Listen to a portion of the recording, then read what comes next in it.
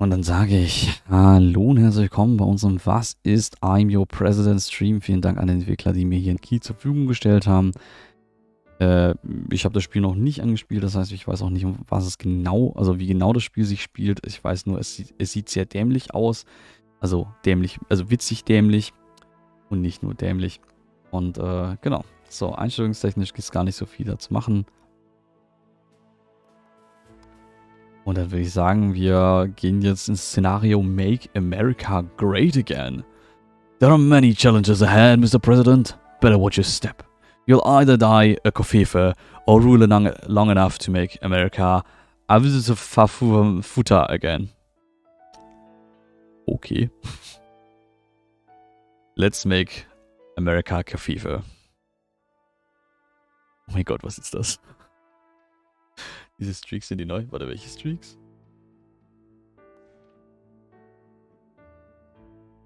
Streaks?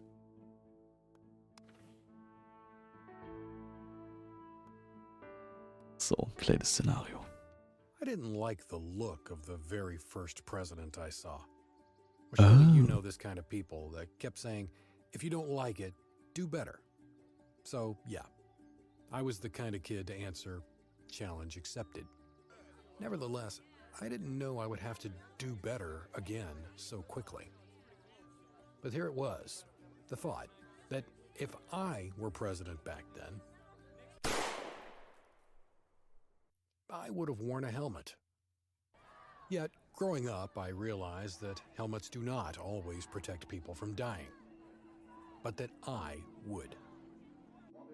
I also got to know that choosing the right confidant of your secrets is really important, and that mine would have been a locked diary. Time has passed, I got married, and if life has taught me anything about marriage, it's that you should never get married to that man. Back in the day, it was all like a game about doing better than my predecessors. But times got harder, darker. And I thought, maybe instead of trying to win the challenge, I could at least try not to lose. I was full of doubts. What would I do? Would I be able to save people? Or would I only make everything worse? You can never be sure. Well, almost never. What I'm sure of is that I would never have left you, Oppie. Good job, little one. Now you can rest. But I was not done yet. I no longer wished for would and wouldn't. I wanted the choice between do and don't. And I finally received that choice. Do you know what I would do differently if I was the president right now? Nothing. And you know why? Because now I am your president. Oh, Magical. Er hat die Worte gesagt. So. Ja, der fucking Helm, ey. Und jo, es ist sehr gut, dass wir weiß sind. Ansonsten wird, ja, wäre schwieriger. To the new president. Hello, Mr. President. It's strange to use this title for someone other than myself. However, if you're reading this, you just won the election and became my successor, so let me welcome you to the White House.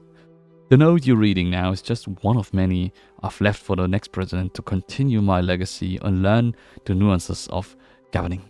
Of course, you can decide to do this on your own. Wir machen das Tutorial mal. But it would be so much better if we worked together. So let me show you around your office. A desk, couches, some furniture, and a door. It is through this cursed door that all the world's troubles come. Let's try it out. Click on the door. Hier ist auch noch eine Türe.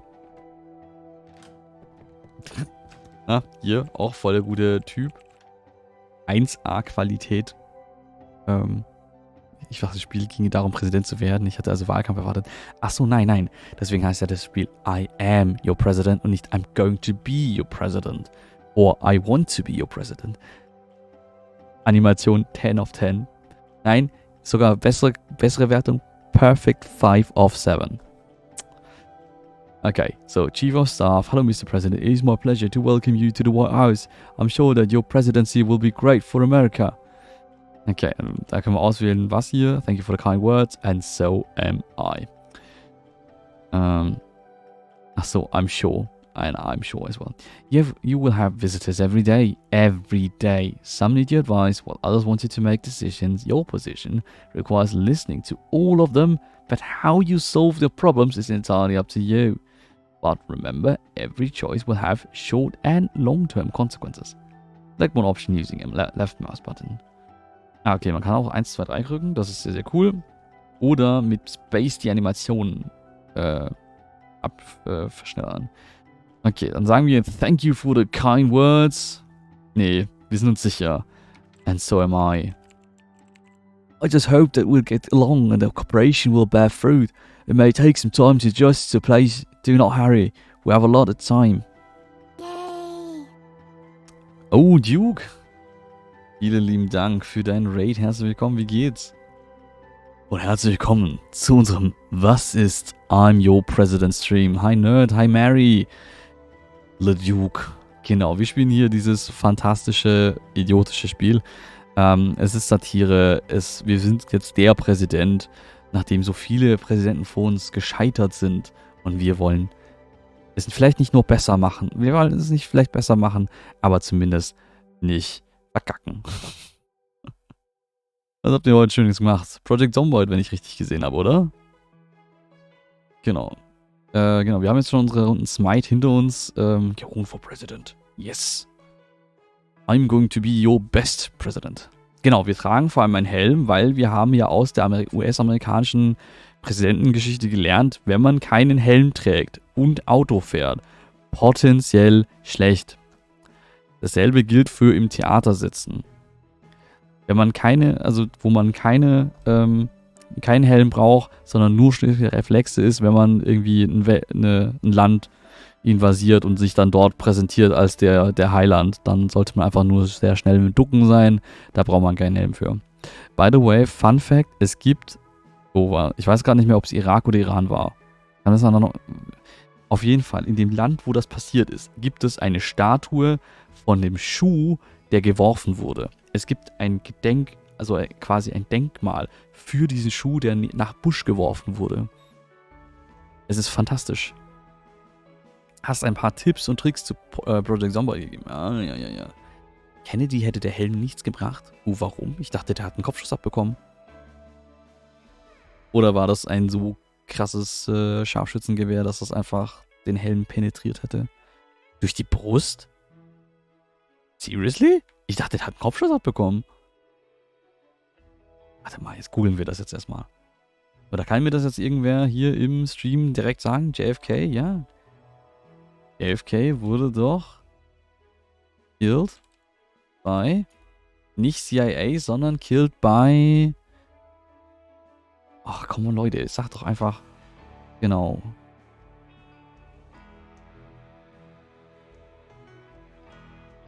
Genau.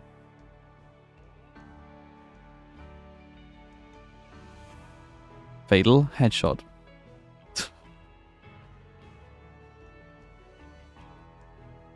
Genau. So.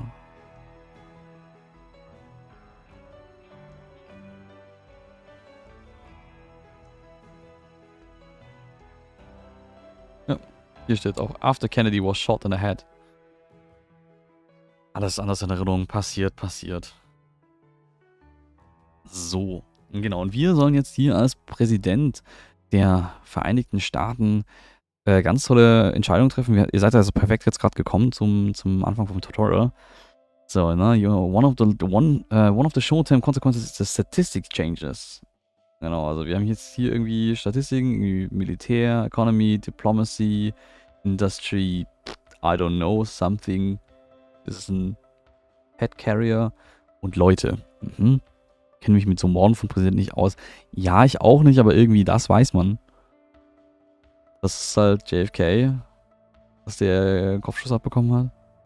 Wäre keine gute Besetzung für den Secret. Du musst ja nicht wissen, wie die anderen umgebracht worden sind. Du musst ja nur den aktuellen beschützen. Es ist ja Bums, wie die alten umgebracht wurden. Es ist ja nur der jetzige wichtig. So you can always predict which area of life will be affected by the decision, but it's difficult to determine how and to what extent. There is no way to foretell the future, my friend. Your statistics drop to 0 and you fail to recover before the day ends, you lose. Aus der Vergangenheit lernen. Ach, papalapap. Aus der Vergangenheit lernen, aus der Vergangenheit schwärmen. Ach ja. So.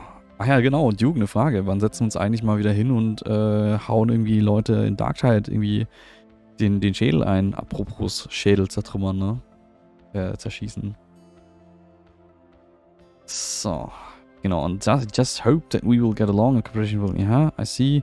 I will do what's best for my country. I'm here to help my citizens. I will try my best. I will do what's best for my country. Okay.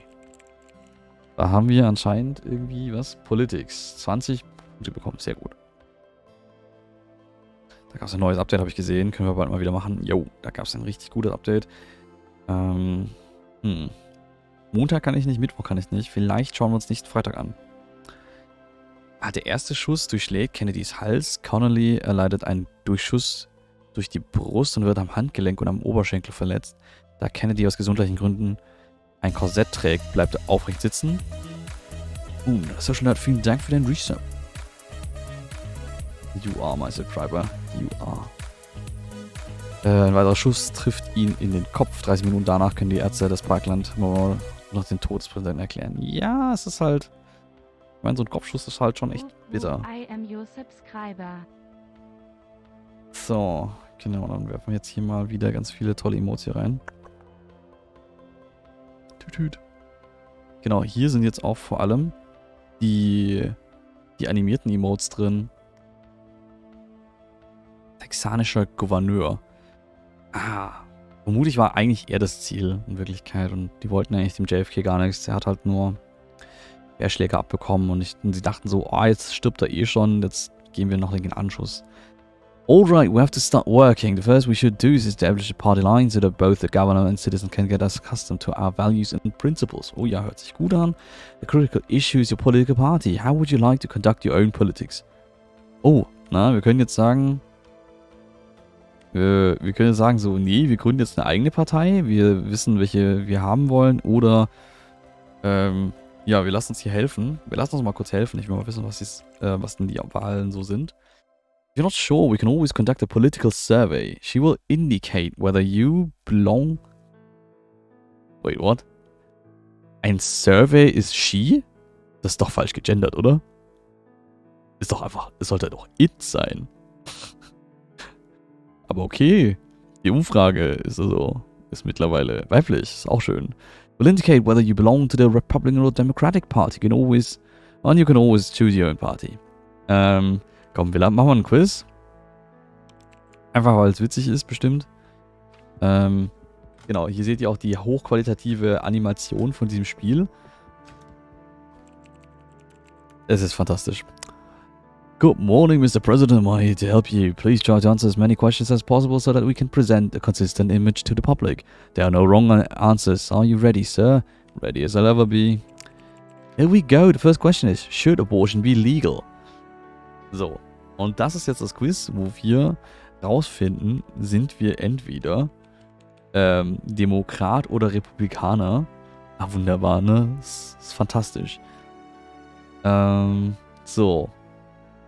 Jetzt ist die Frage, soll ich mal so machen, wie ich das alles entscheiden würde? Oder stimmen wir einfach hier im Chat ab? Wollt ihr mit Präsident sein? Ihr gebt einfach immer nur 1, 2 oder 3. Ne? Also das 1, das 2, das 3. Und ihr schreibt jetzt einfach 1, 2 und 3.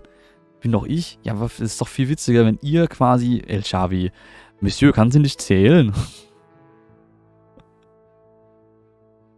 Wir haben bei Duke schon Demokratie, eine reine Katastrophe. Ja, es hört sich fantastisch an.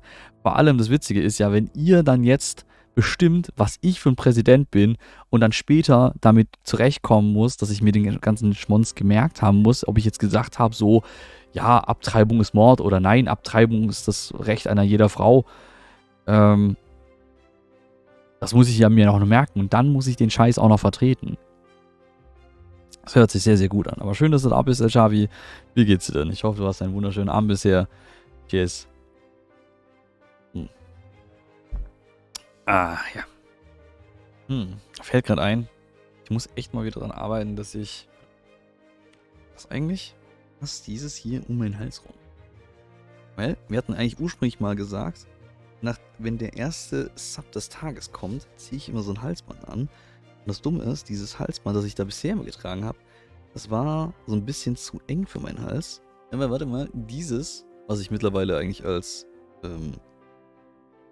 als Armband getragen habe, das funktioniert. Guck. Sieht man das überhaupt? Ich weiß es gerade gar nicht. Was überhaupt? Stream, sag mir, sieht man das? Ja, man sieht das. Guck, hier.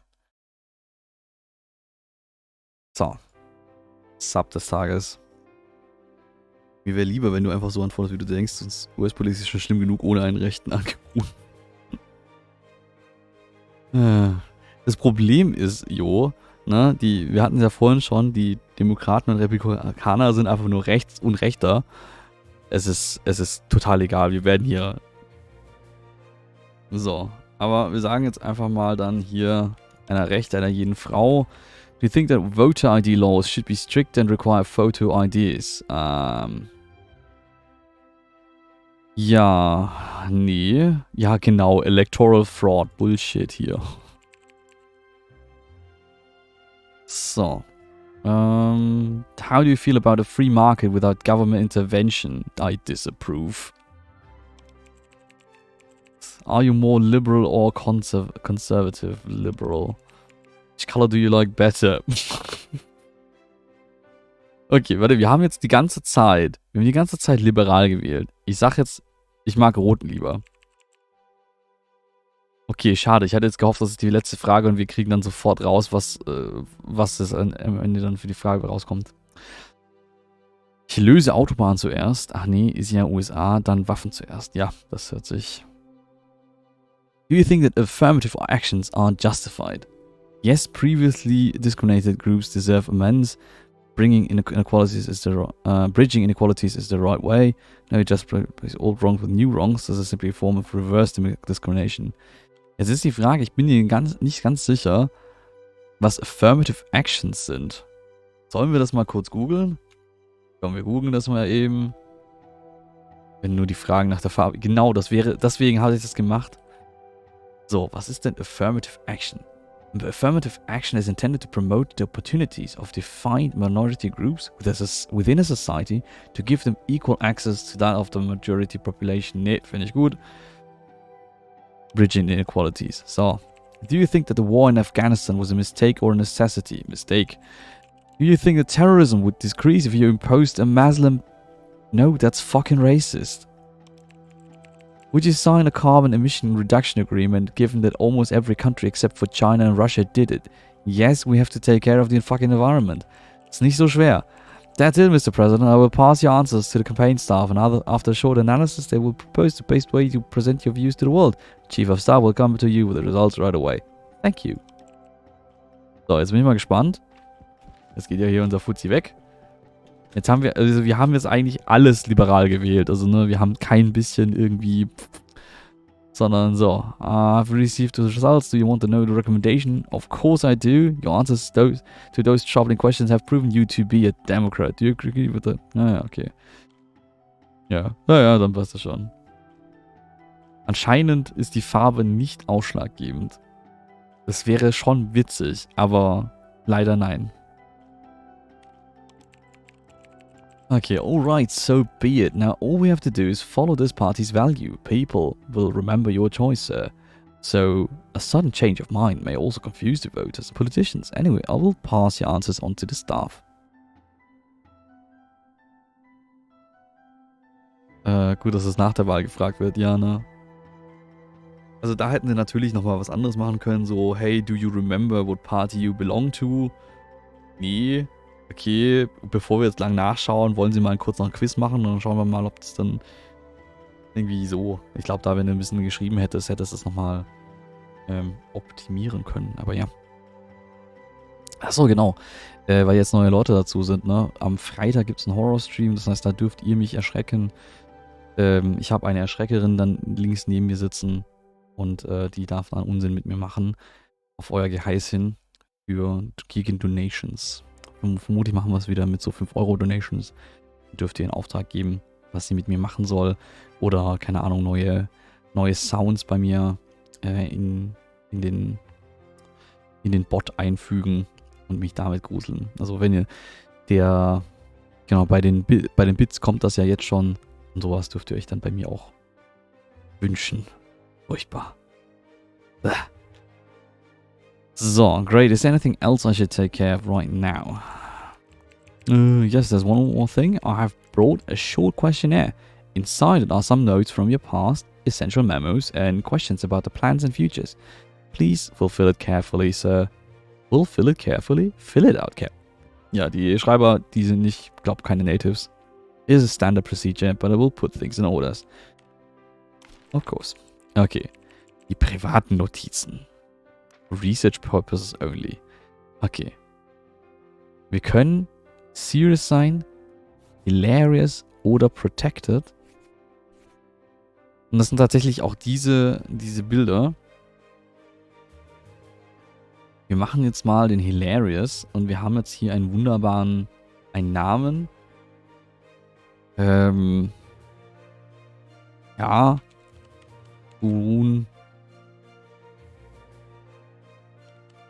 Macaroon-Face. Obviously. Ich meine, was sonst? So. My wife is eine Glatte. Okay. Wife is Sarah. Relentless woman of Russian origin. Seltsam. Eventuell müssten wir uns umbenennen. Zu Mac Orange Face. Brought Cold War dynamics into the president's marriage. Daughter Eleanor, a party animal, can be easily spotted in various nightclubs. Daughter Alyssa, president's older daughter, wife of Chester, runs a very popular blog. And secretly in love with Daddy. Son-in-law Chester, Alyssa's husband, black sheep of the family. Okay, wir müssen ein Favorite Child auswählen. Das ist natürlich Alyssa. Presidential Pet. Ralph the Penguin, Stephen the Tortoise, Margaret the Shark. Wenn das auf der rechten Seite ist. Das ist eine gute Aussage. Wie wäre es, wenn wir uns hier unten links hinsetzen und dann passt so, oder? Passt. Penguin. Margaret. Also, ne, Servus Dave. Ich finde ja auch den Shark ganz witzig und den Hai. Ich glaube, das Einzige, was mir es nicht angetan hat, Stephen the Tortoise, ist so ein... ja, passt. Okay. Shark oder Penguin? Komm. Dann schauen wir mal, was sagen hier noch die anderen Leute. Wir haben jetzt hier 2 Stimmen. Einmal Hai, einmal... Gut, so, zweimal Hai. Zweimal Hai, einmal Pinguin. Könnt ihr mehr bieten? Wer bietet mehr? Wer bietet weniger? Zum ersten für den Hai, zum zweiten für den Hai. Wir haben eine weitere Stimme für den Pinguin. Wunderbar, das heißt 2:2. Wer bietet mehr Stimmen? Wer will nochmal? Wer hat noch nicht? Wer will denn noch eine Stimme abgeben für das präsidentiale Haustier? Viele sind doch mit dem Hai viel witziger. Ein Ork-Monek sagt auch Pingu. Servus, schön, dass du da bist. Herzlich willkommen. Also 3 Stimmen für den Pingu. Die Bilder sind doch mit dem Hai viel witziger. Du, ich glaube, wenn wir auch so einen Schnack-Schnack-Pinguin nebendran stehen haben, ist das ultra witzig, weil einfach Hallo und Pinguin. So, 3 Stimmen also für den Pinguin, 2 Stimmen für den Hai zum ersten, zum zweiten. Will noch jemand ein letztes Mal eine Stimme reinwerfen? Nein, anscheinend nicht, aber der Hai hat verloren. Die Wahl ist aus und vorbei. So, da haben wir jetzt also den Pinguin. Vielen Dank für eure Stimmen. Und, genau, Ralph, unser Haustier, wird uns bestimmt sehr, sehr gut dingsen. Ja, beim nächsten Mal sage ich einfach, ihr müsst mit Bits abstimmen, dann gewinnt der Kapitalismus. Ich meine, es ist ja auch sinnvoll, ne? Der Kapitalismus gewinnt immer Und deswegen müssten wir das eigentlich auch hier so machen. Demokratie funktioniert nur, wenn man kapitalistisch die ganze Wahl betrügen kann, indem man einfach 300 Bits reinwirft, um mehr Stimmen zu bekommen. Here, slipping over a banana peel, the oldest trick ever, your feelings. To be honest, I find tragedy and misery of others amusing. I am simple man, I enjoy good slapstick. I am simple man. I'm simple man, I see man fall on banana, I click like. If you were about to play Russian roulette, what would be your strategy? Spin, pull the trigger, win. Ja, das klingt simpel genug. Someone's trying to bribe you. I bribe him back so he doesn't tell anyone. I call the police. Ist ein El-Präsident nicht möglich? Anscheinend nicht. Wir sind leider daran gebunden, dass wir der amerikanische Präsident sind. Es tut mir leid. Aber schön, dass du da bist, Veggie. So, ich bribe ihn natürlich zurück.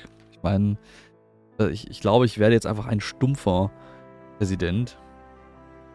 Ich meine, ich heiße Gerun McGerunface. Was soll ich dazu sagen? A child is trying to cross the street through a red light. Hello, little one, let's stop and wait together. Hey, didn't your mother teach you anything? Amerikanischen Filmen nach gibt es gar keinen anderen Präsidenten. Ja, ich meine, amerikanischen Filmen nach zu urteilen gibt es auch keine anderen Länder.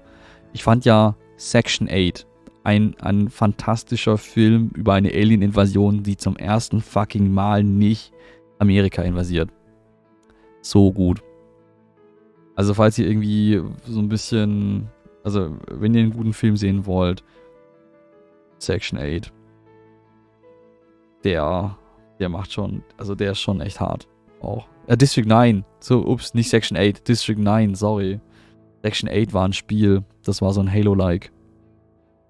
Habe ich so ein... your deaf uncle has asked you for the tickets for the Pinky Swear concert. Due to his disability, I guess I may as well give him tickets for something less expensive. Gibt auch Battle da. Da wird kurz gezeigt, dass auch Hamburg angegriffen wird.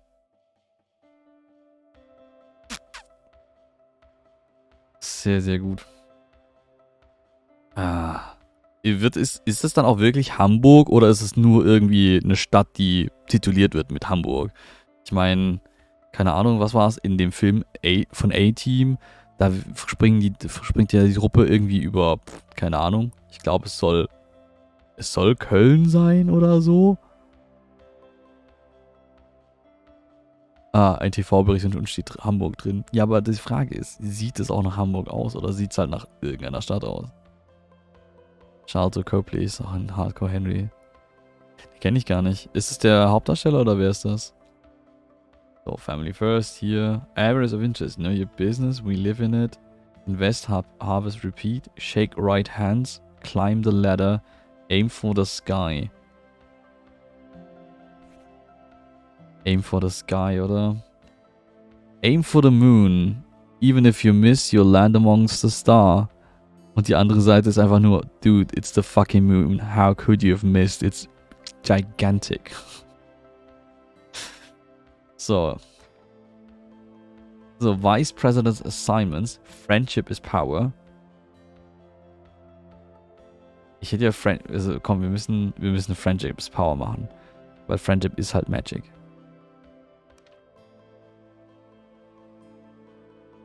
Viele Filme werden hier in Deutschland gedreht, weil Marvel-Filme, weil der deutsche Staat mega viel Geld dafür gibt. Und Execute. Ey, mal schön dich wieder zu sehen. Ich glaube, wir haben uns auch schon wieder eine Weile nicht gesehen, oder? Let me check. Hier ist der Urs. Wie geht's denn? So, the soon-to-be president's childhood secret has been revealed. The presidential candidate's kindergarten has not always been the most peaceful place on earth. Our anonymous source has informed us about the riot which started right after the teacher banned children from bringing their own toys to the facility.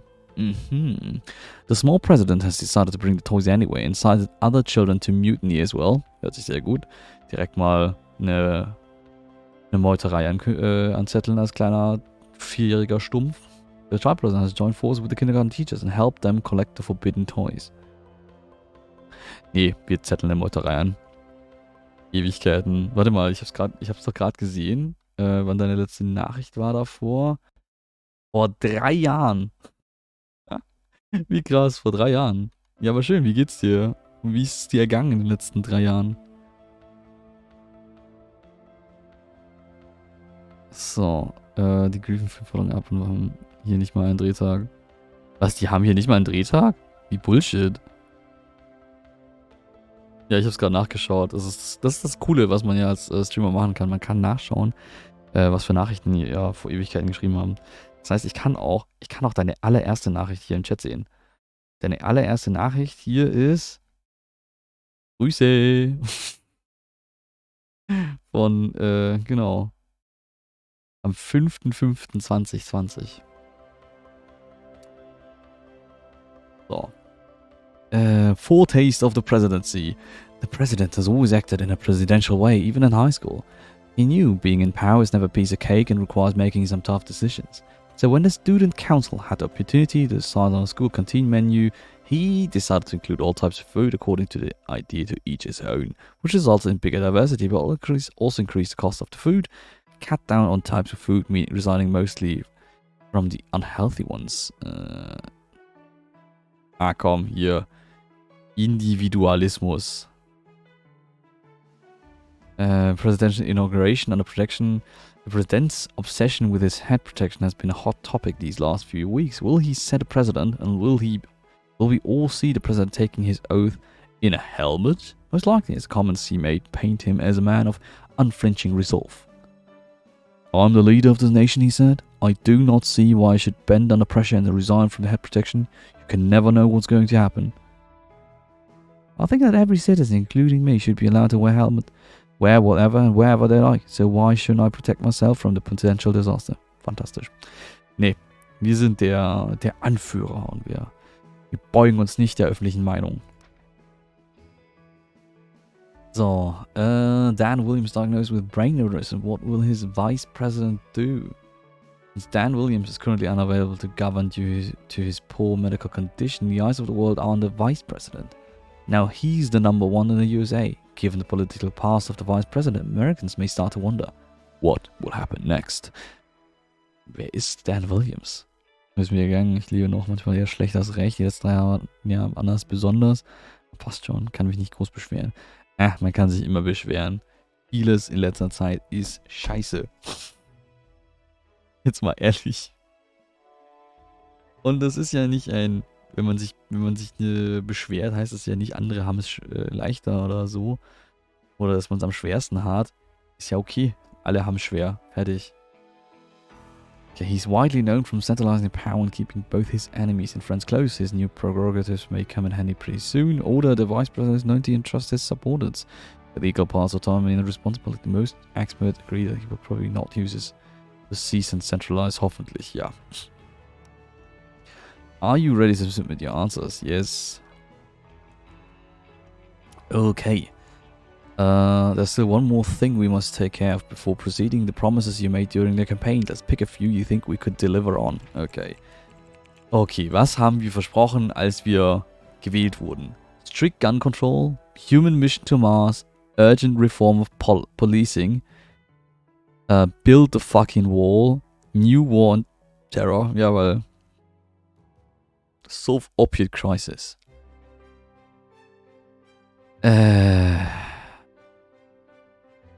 Ja, komm, wir machen hier mal strict gun control. Definitely. Minor goals, not great, not terrible. World class political emergency, universally man of the people, no pushover. Aha.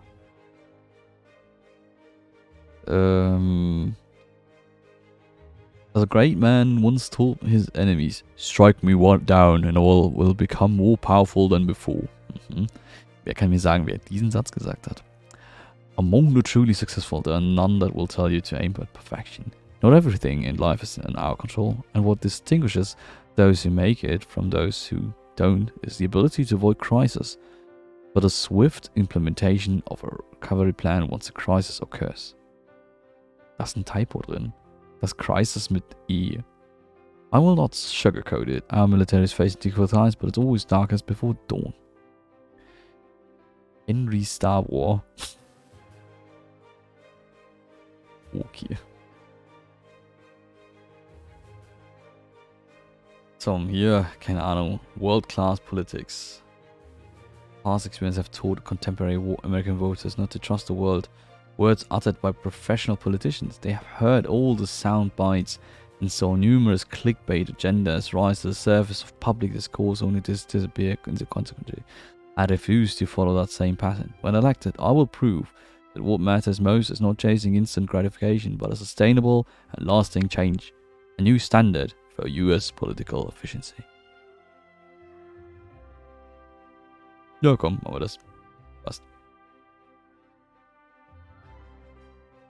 So. Fantastisch. Haben wir schon mal bei allen jetzt irgendwie hier... Achso, wir könnten sogar 3 Minor Goals uns holen. Anscheinend müssen wir das auch tun.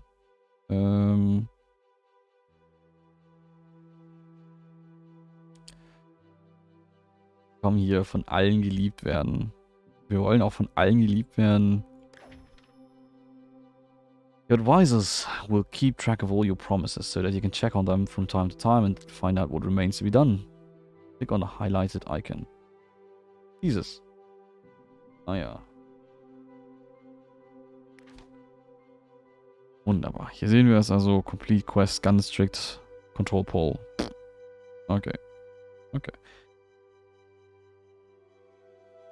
So. Ach ja, anscheinend werden wir auch irgendwann mal hoffentlich wiedergewählt. The second type of task is quests. You can receive rewards for completing them. These are the quests. Quests from the previous president. What can I say? Take care of all your affairs and rest a bit. A lot of work awaits you. Press end to turn. Oder ganz strict control pool. Oh. Be sure to complete tasks in time so you won't suffer afterwards. Here's the task I've given you. Please read it and try to complete it. It's not difficult at all and I believe in you. So, it was a busy day, Mr. President. It's only the beginning now. I will give you some time to settle down. You must gain strength since we have much to do during your presidency. I appreciate your help.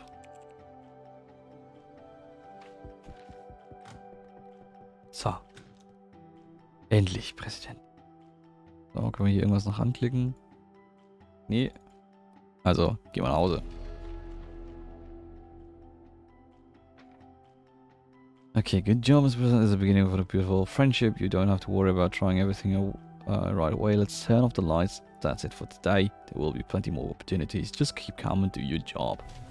Next turn. Okay.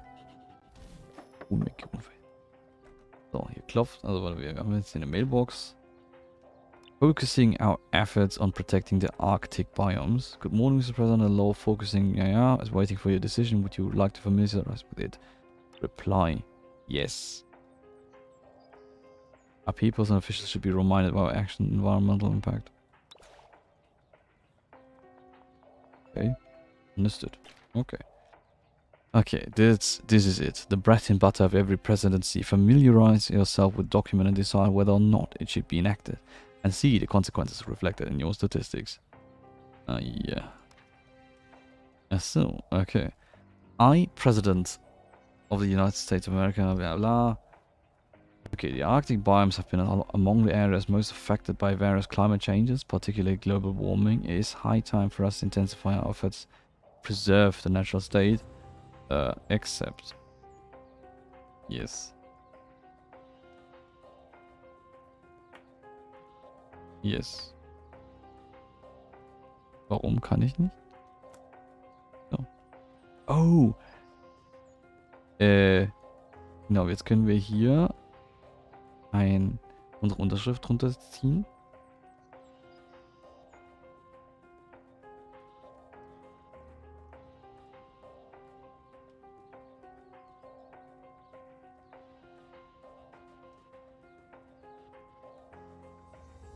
Fantastisch. Accept. Was?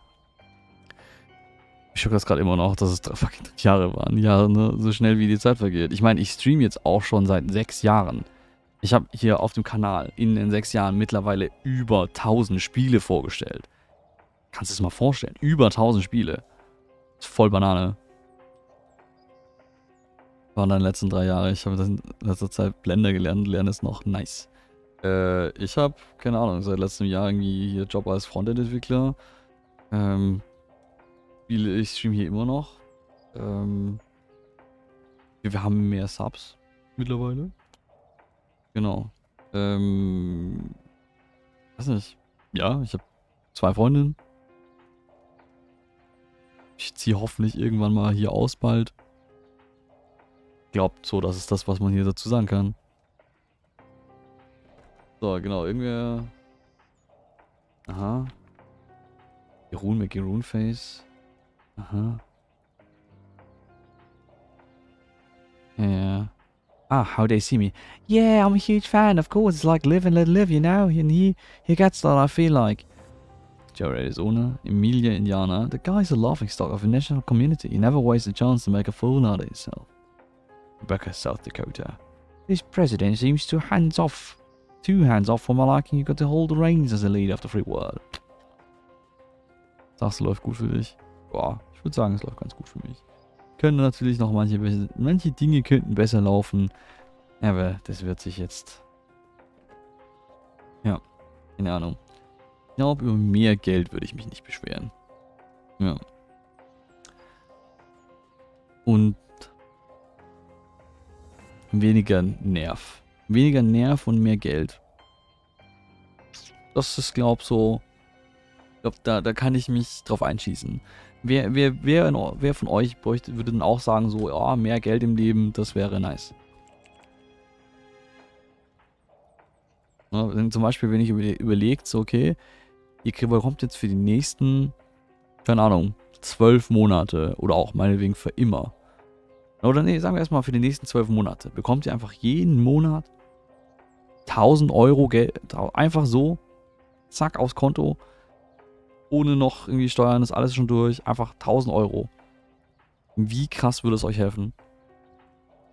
Also ich weiß, es wird mir vielleicht nicht so krass helfen, aber es wird mir schon sehr helfen.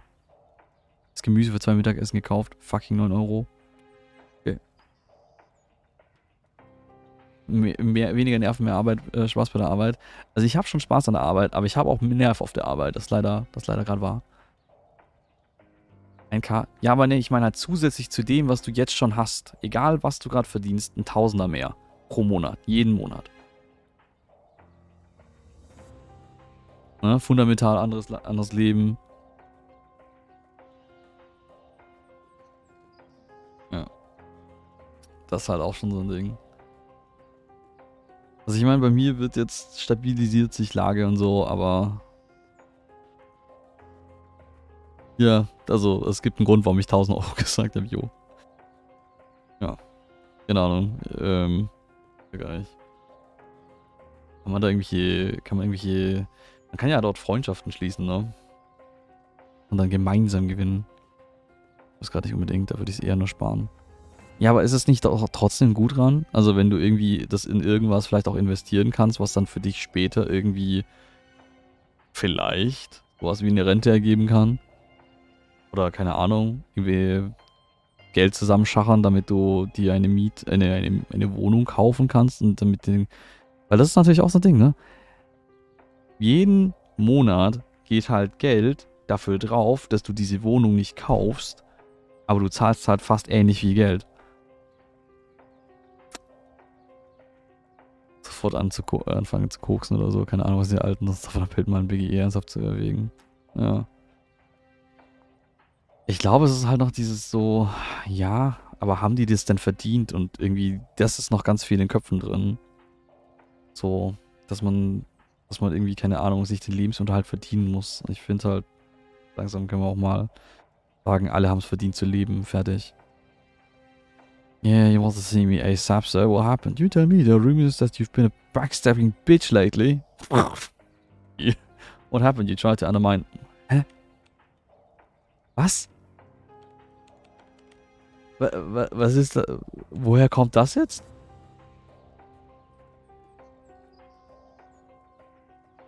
Man kann ja ran. Nicht alle Probleme kann man mit Geld lösen. Und ich freue mich, dass bei dir gerade keine Probleme mit Geld lösbar sind, aber für viele andere Personen ist es tatsächlich. Nö. Der Balken ist nicht scrollbar, der ist für später. Dann schlaf du noch gut, Andrea. Und genau, oder mit was auch immer du deinen Abend noch verbringst. You tell me the rumors that you've been a backstabbing bitch lately. Keine Ahnung. I don't think I understand. I've been nothing but your loyal worker and trusted friend. Are you for real? I'm talking about Joe, our ambassador in Russia. Boris was discredited Joe. Used his media to make our guy look like some kind of lunatic. But I've said we won't budge. Joe has to stay. And you did what? I think I told someone that Joe is becoming a liability. You went to the Secretary of State and you told him that I made a big mistake. Told him that I should recall Joe when Boris started the whole smearing thing.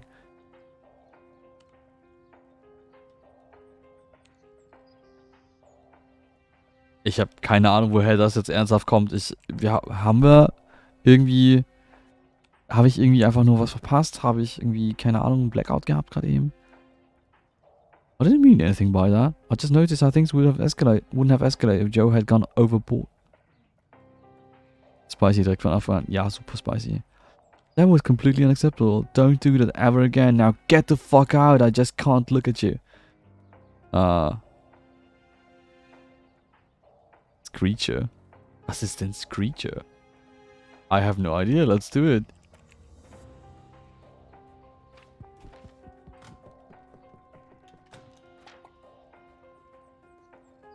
Oh. Ah. Okay. Here, Screecher.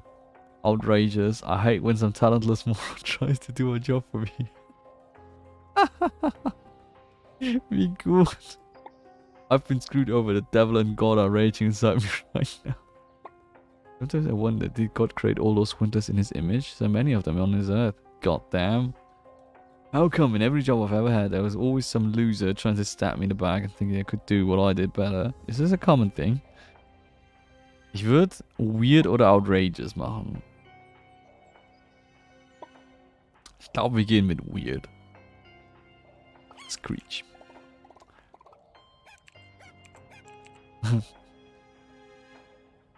Has been screwed over in this. Ja. Sehr gut. Add to your Steam wishlist, thanks. It really helps. So. How to attach it to per. Ach, das sind unsere letzten Tabs hier. How to talk so you seem smart. DIY Nuke. YellowTube. Politics für Dummies. Filmflix. How to attach it to P. How to attach it to P. MeTube. President Studio. Sehr gut. Sehr, sehr gut. Qualitätspräsident haben wir hier. Achso, war's schon mit dem Tag? Skandalös.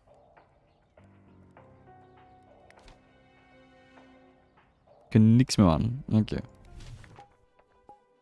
Zeigen, wo der Hammer hängt. Natürlich, der rote Knopf. Den müssen wir jetzt gleich noch finden. Aber oh ja. Schauen wir dann. Unser Telefon raucht. Oh, mach mir nicht ja Hunger, Dave. Jetzt habe ich jetzt echt Bock auf Burger. Und mein Burger-Restaurant da unten macht gerade zu. No. Action Points. Oh, we have Action Points. Oh. Okay, schauen wir mal hier. Lass mal den Typen rein. Die Backstabbing Bitch. Let's get down to business to defeat the haters. Well, great 4 years ahead of us, and we don't screw anything up. The following 4 will too. Exactly, dude. However, it would be worthwhile to start doing something. Have you thought about changes in our great country that you would like to implement? Yes, I have some ideas. Der Stern der Welt. Ja, ich weiß nicht, wo der Nuclear Football ist.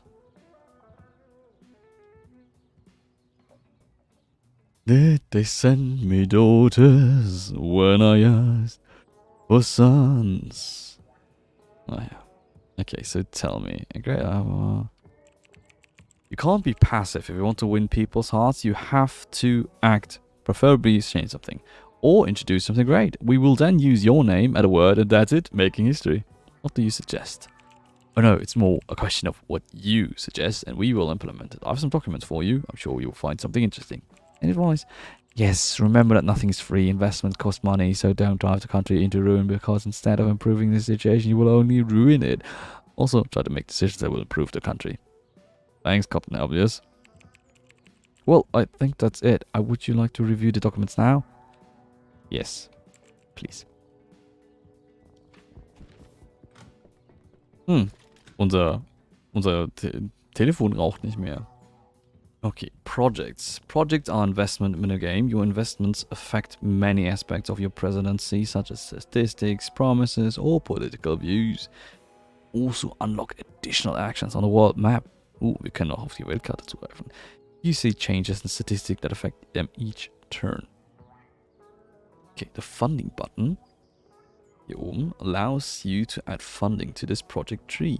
Depending on project tree properties, it can affect your daily statistics change. Okay, project nodes are element of the project trees. They give one-time bonuses and override tree properties, for example, the cost of funding.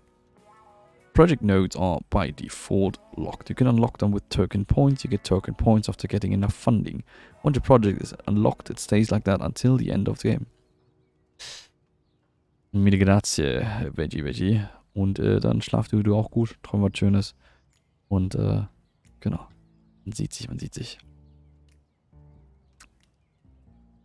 So, und ich weiß gar nicht mehr, wie häufig ich dieses Halsband zu verwandeln. Wer hat denn gesubbt? Social Nerd. Genau. So, genau. Defund button allows you to remove funding from the project tree. It allows daily stats to change from the tree. Yeah. You will often get 50% of the funding cost back in exchange. Okay, manchmal muss man das also tun. Ich fände das doof. So, wo ist denn? Finden wir hier irgendwas? Ja. Healthcare System, Social Welfare.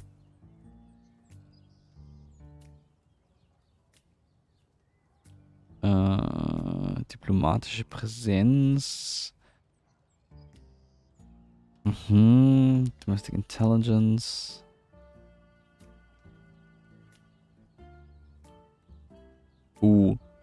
Ein Social Credit System. Schwierig. Okay, dann würde ich sagen, wir machen das einfach mal hier in Energy.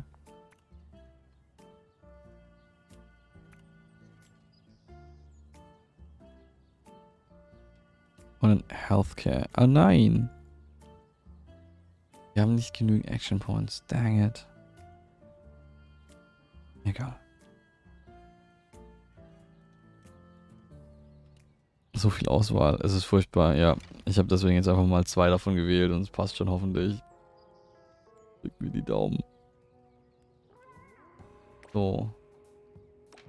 Aber war es das auch schon heute wieder für den Tag? Anscheinend war es heute schon wieder für den Tag. Die Tage gehen so schnell vorbei. New email. Reducing veteran retirement pay. The law reducing, Ja, komm, lass uns mal das anschauen. War is never an answer. Bearing that in mind, I hereby declare that from this point forward, all of the veteran retirement pay will be reduced by 30%. Well, no.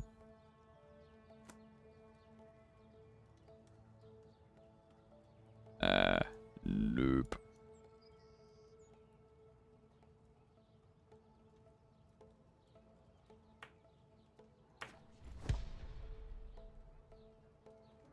Counteraction.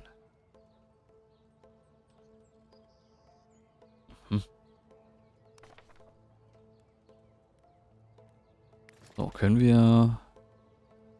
Genau, wir haben hier noch 2 Action Points. Das heißt, wir können jetzt hier investieren. Und dann machen wir hier mal die Tür auf. Kommt ja wieder hier der Fuzzi rein. So, I know it's probably not our business, but we have to talk about your marital problems. You're absolutely right, it's none of your business. So I'm aware it's very hard to ask for help, but sometimes... Oh, are you aware? How come? Are you an alcoholic, a drug or sex addict? Maybe we should talk about your problems then. I don't need no help. My marriage is doing great, and this whole country is doing great. We are all as happy as a preacher on Sunday. When he has the choir boys. Ach, lassen wir das. Entschuldigung. I don't know. Wir leugnen alles, komm. Alle leugnen. Immer leugnen. Gab's noch nicht ganz, läuft im Hintergrund sowas wie ein Timer oder so? Nee, also wir haben, es ist rundenbasiertes Spiel und wir müssen einfach innerhalb von x Runden unsere Präsidentschaftswahlsversprechen erfüllen und genau. Oder hast du gerade was anderes gemeint? Are you sure about that, Mr. President? Maybe you should take a look at this article. Do you believe in some random article and not what your president tells you? That's sad. Let me take a look. President's wife wants divorce. Our source claims that our US president and his wife Sarah sleep in separate bedrooms and barely talk to each other lately. President is too busy to even remember that he's a married man, so Sarah feels lonely and bored in the White House. Will she file for a divorce? We don't know yet, but if she does, we'll be the first to write about it. Who told them that? How did they find out? I have no idea, but it's too late for some sort of investigation. We need to react. Okay. Bauen und schauen, wie schnell du das hinbekommst. Genau. Ja.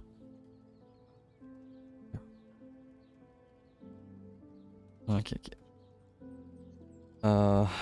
What should I do? I ain't have time to save my marriage.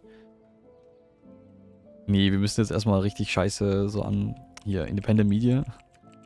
It's not Jesus. What both of you need is some couples therapy. That sounds really lame. But if it helps to deal with this negative media feedback, I guess I can give it a go. So. Okay, anscheinend haben wir jetzt auch die News, über die wir irgendwie Dinge erfahren. President tries to save his marriage. Our source claims that a US president and his wife Sarah decided to fix their marriage with some counseling. The first couple was seen entering Air Force One, accompanied by David Claudel, the famed therapist who helped save dozens of Hollywood marriages and wrote 4 best-selling books about couples therapy. The question remains, will anyone manage to fix everything as broken as our president's marriage? I doubt that. Will she file for divorce? We don't know yet, but if she does, blah blah blah blah blah. So, oh wait. This is an ad? Oh.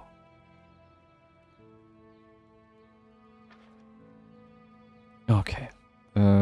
So, dann nächste Runde.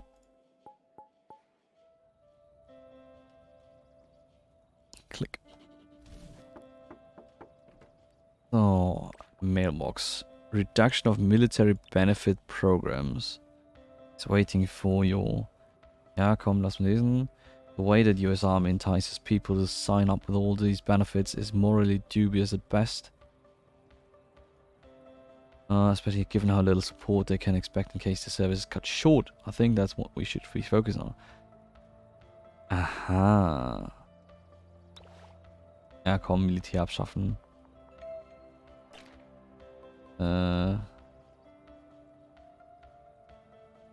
Ja, komm, wir stärken die Veterans und die Familien. Sehr gut.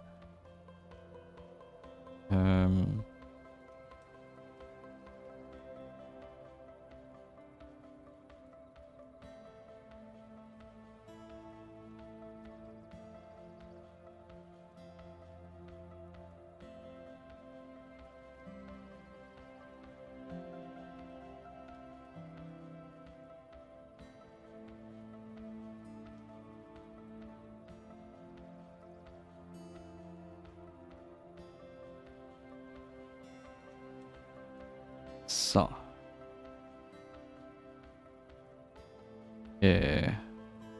accept. That's.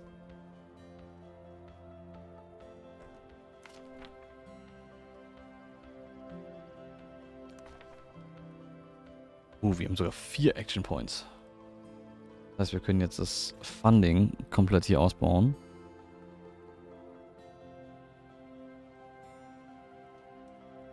Oder auch nicht.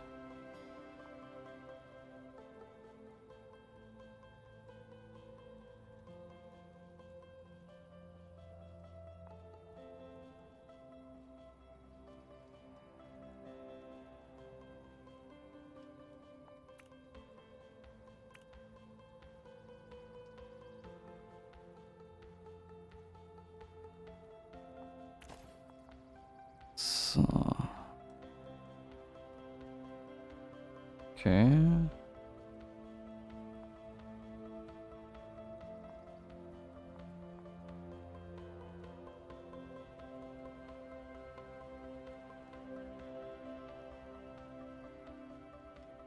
Schön ist auch, wir können auch tatsächlich die Privatisierung des Healthcare-Systems vorantreiben. Nee. Wir arbeiten auf Universal Healthcare zu. Will ich. Das ist wichtig.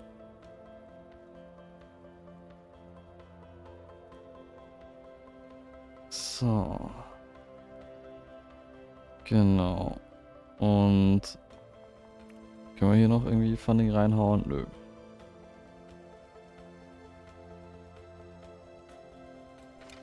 So.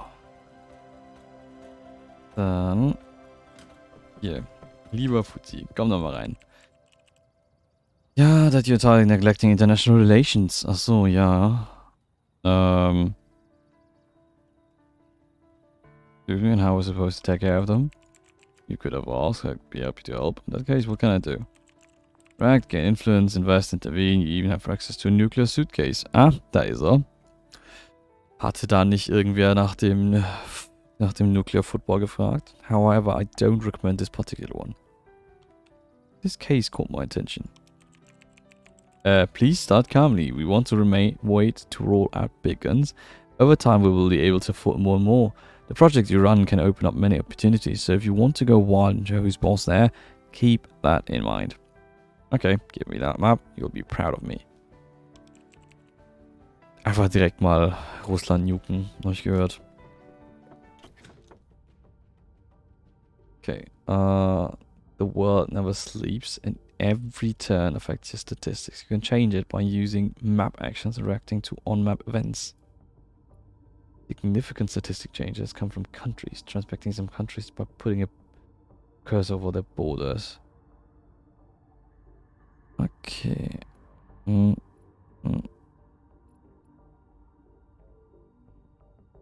Now you can see a box with details about the country. The most important attribute of a country is its relationship with the US. Distrustful. In general, the better the relationship, the better the changes in the statistics you will get. The more power a country has, the more impact it has on change. Okay. Das heißt, wir müssen einfach schaffen, dass uns alle lieben. Oh, fuck. China. China and Russia.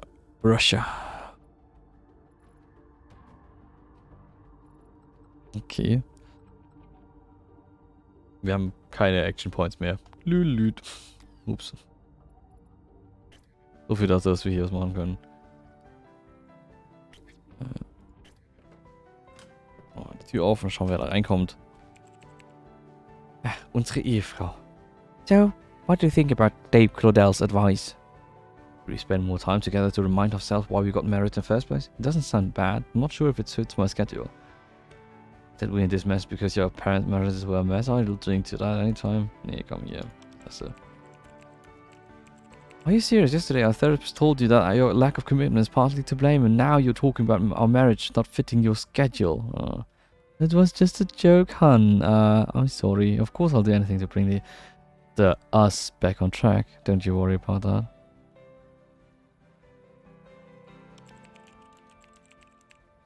We need to find a way to spend more time with each other. I know, but it was ever since Alicia died. That something inside us has broken. Okay. Anscheinend kann es sein, dass unsere Tochter stirbt. Voll traurig. Being the president is a demanding full-time job that makes having fun with you and our daughters nearly impossible. I know. Sometimes I think our lives would be better if we were plumbers or even game developers. Oh, warte mal. Das wäre witzig, wenn sie tatsächlich, also einfach das Foto von der Spielentwicklerin ist, die hier an dem Ding mitgearbeitet hat. It surely would. So maybe David was right and all we need now is a short, sweet merit retreat. Got to fly out to the west coast. Maybe you could join me. We'll go to my private suite and have a fantastic half-hour retreat before we land. Oh yeah. He was right. How about a weekend Hawaii? Oh no, too. I guess use some time off. Okay. Also entweder beeinflussen wir unsere Politik oder unsere Peoples. Komm, Wochenende in Hawaii. Very likely I decided to go on a short marriage retreat last weekend. Our source claims that the first couple was seen kissing. Kissing, oh god. And holding hands. Those nasty perverts. While entering one of the most expensive hotels in Hawaii. Good for them, I guess. I myself have never even left New York. Could you believe that? Okay, wir haben Positivpunkte dafür bekommen. Sehr gut. Weil wir haben uns um unsere Ehe gekümmert.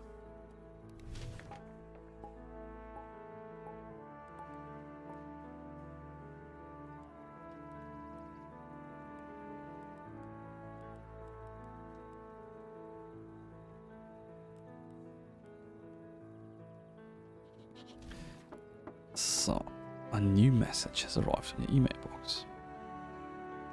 Ensuring humane incarceration interrogations. You can even see her ankle. That harlot! Oh my god! Good morning, Mr. President. The law ensuring humane incarceration is waiting for your decision. Would you like to familiarize? Yes, it's an interesting indeed. Please bring with me the relevant documents. Understood. All interrogation and incarceration procedures are to be subject to new transparency regulations in order to ensure the humane treatment. The executive personnel of a given detention facility shall be held personally responsible for any transgressions of these laws. Hört sich doch gut an. So, dann haben wir jetzt hier irgendwie so einen Typen.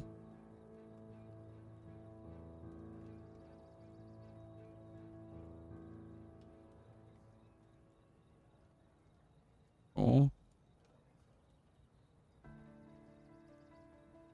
Jetzt hier so eine Träne. Und dann sehen wir hier so, hier. Dann der hier hinter Gittern.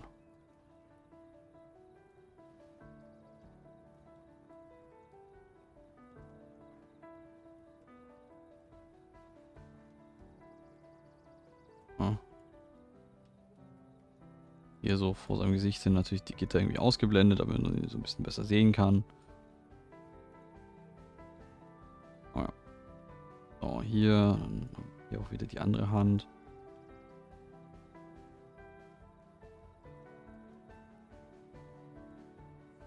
Hier in dieser Gefängniszelle. Traurig. Diesem müssen wir jetzt helfen. Er hat sogar 3 Haare. Accept. Was?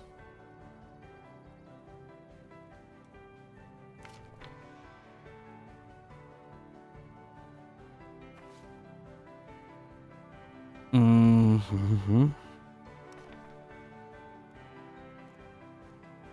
So. Okay, jetzt können wir mal auf die Weltkarte schauen, jetzt wo wir noch ein paar Action Points haben. Und das ist die Frage, wenn wir jetzt zum Beispiel Brasil haben, wir könnten die untersuchen.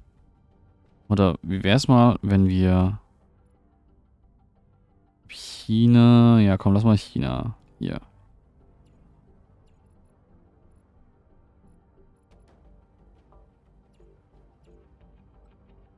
Und wir untersuchen die mal.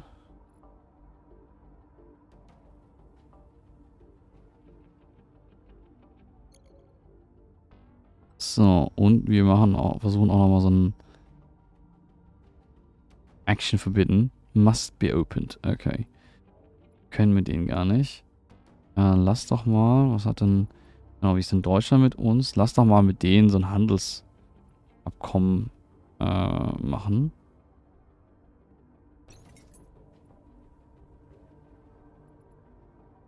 Damit sollten sich unsere Werte mit denen sehr viel verbessern. Ja, das ist ganz wichtig, die unbeholfene Zeichnung. Es ist vor allem wichtig, dass sie unbeholfen ist. Wenn du richtig geskillt bist, dann ist es nicht mehr gültig. Wir sehen uns dann 22. Nein, Exit, please come sooner. Turn more often. Müde und geschlafen. Ich wünsche dir noch viel Spaß in der Wiederwahl. Vielen Dank. Schlaf so gut, träume was Schönes, erhol dich gut und komm am Freitag wieder. Wie gesagt, da gibt es einen Horror-Stream. Da dürft ihr mich ganz, ganz viel ärgern. Ich finde es jetzt schon scheiße. Freue mich schon. How are you feeling today? Turn it even off. Oh no, well, I want to discuss something important with you today, but perhaps we should reschedule. Don't worry about me, I'm a professional. What is it? It's time to start working on your public image, sir, especially in the context of your re-election. What? That's still a whole 3 years away. That's true, but your case is quite special. Because your predecessor was forced to drop his candidacy just months before the elections, you sort of inherited his campaign, skipping several major steps of the process. Okay, that does make sense, I guess. Wird es auch Klopfgeräusche als Töne gegen Kanalpunkte geben? Ja, Klopfgeräusche gegen Kanalpunkte. Ja, wenn ich es vielleicht bis Freitag noch einrichten kann. Kann man das vielleicht noch machen. Ganz bald wieder rein, aber nicht in der Horror-Stream, sorry. Bin ja überempfindlich. Was glaubst du, wie es mir geht? Ich muss den ganzen Scheiß durchmachen. Ich fand es ja so furchtbar, als wir den Horror-VR-Stream gemacht haben. Furchtbar. Haben wir hier die Dings gespielt. Majestic Unimpressed. Vielen Dank für den Follow. Herzlich willkommen bei uns im Game Lab. Da haben wir diesen furchtbaren Teil mit den Zombies hier in Half-Life Alex gespielt. Und wir haben Phasmophobia gespielt, während 2 Leute sogar da waren, die mit mir rumgefuckt haben, die mich regelmäßig erschreckt haben. Es war furchtbar. Hat viel Spaß gemacht. Also vor allem auch euch. Ah ja. So, according to our research, most people do not have a strong opinion about you yet. We'd like to take this opportunity and start working on building your image and re-election strategy before sensationalist media outlets beat us to it. Phasmo war lustig. Ja, sicher. I think it might be too late for that. Well, I'm sure that despite having been in office for more than a year, we've already had numerous criticisms leveraged against you, Mr. President. Was, die sind schon ein ganzes Jahr hier? Das waren doch erst 5 Runden. And to be perfectly honest with you, it's only going to get worse. In this day and age, nobody goes through an election cycle with their reputation untarnished. What we're hoping to achieve is to get in front of these attacks. How? By showing the people what kind of person you really are. Of course, the campaign is just one small piece of the puzzle, but more people will vote for you if they feel that you share their values. I see, so what exactly do you need from me? I just want you to answer a few questions about the campaign, Mr. President. We need to make sure it's aligned with your particular sensibilities. Okay, sensible enough. Of course. Oh, just one last thing. Please do not feel obliged to display every possible virtue that only will dilute your message. But it might also be used against you for any reason you fail to live up to the standard you set for yourself. Keep that in mind. So, your identity as a politician, sir, as a leader, what emotions would you like to inspire in your constituents? Excitement, confidence. I'd rather just focus on the issues. To be honest, it's too early to gamble with people's expectation, and who knows where this presidency will take me.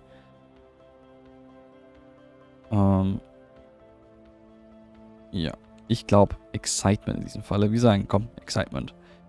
Hoffnung. Wir wollen den Leuten Hoffnung bringen. So, I see now there are several sentiments prevalent in our public discourse and I'd like to... War wieder down auf konstante 3 Sekunden Latency. War vorhin auf 30 Sekunden drüber. What? Krass.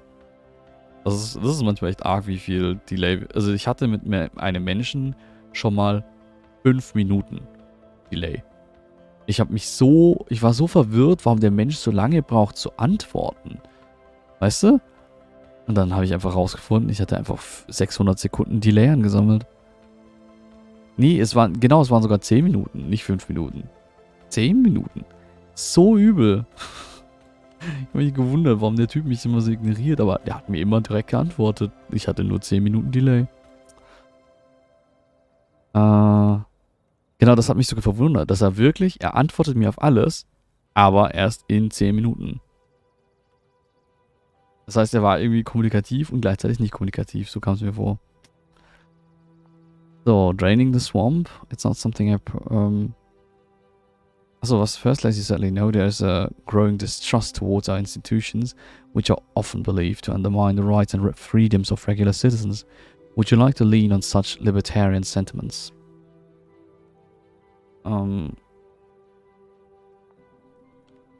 Ja, draining the swamp. Komm, versuchen wir das mal. On the other hand, many Americans believe that there are many more immediate threats, both foreign and domestic, putting our nations at risk. This demographic would typically like to see their leader express a stronger stance on matters of order and security.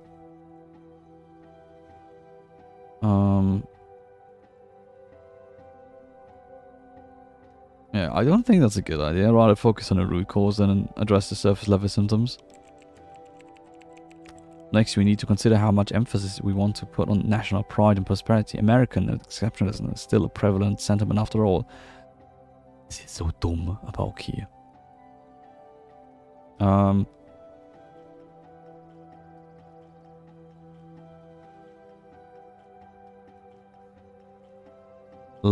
I'd rather not capitalize on these feelings. Let's keep capitalist propaganda out of my campaign. Noted. Now, let's see. A growing percentage of the population is becoming more aware of progressive policies popular in other developed nations. Issues such as climate change, social safety net, and technological advancement are discussed over the dinner table much more frequently than in the past. Would you like us to include them in your platform? Absolutely. If you do not hop on that train, the US is bound to be left behind. And last but not least, we need to talk about money. Unfortunately, fundraising is something we cannot overlook. Do you have any preference in that regard?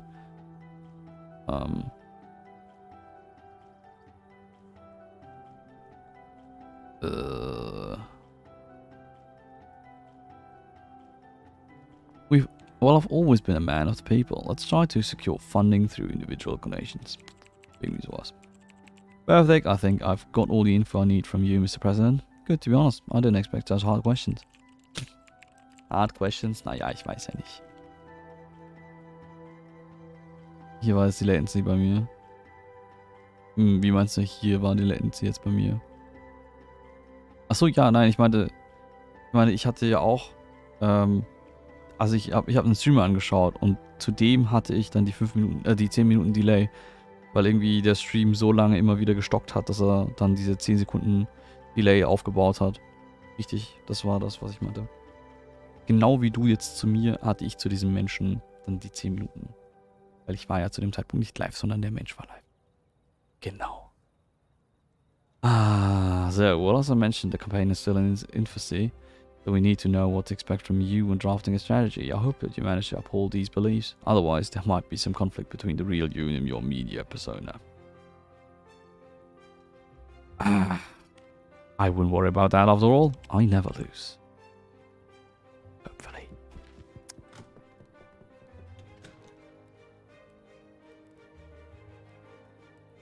So, genau, schon mal kurz hier rein.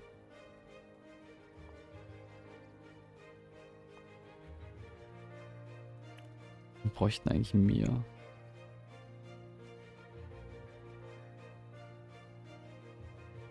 Das Seltsame ist, ich weiß, also wir haben jetzt 5 Funding hier drin.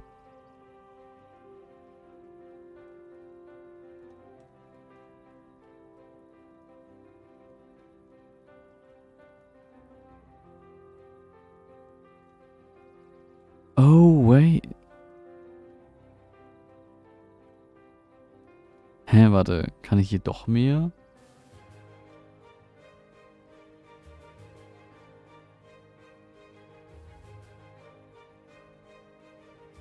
Ich bin nicht ganz sicher, wie das hier zu verstehen ist mit dem Funding. Aber anscheinend müssten wir immer mehr Funding reinschieben und immer mehr.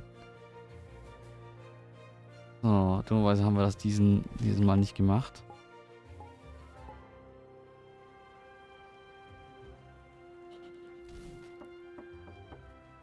So, eine E-Mail, kommt den Workplace Prejudice Week. Just you had a chance to vermissen. Keine Ahnung.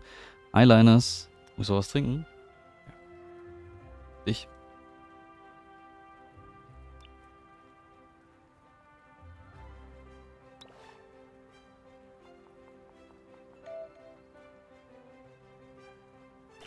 So, to help the disabled all across the United States, I hereby solemnly declare the Combating Workplace Prejudice Week. Am I a good boy?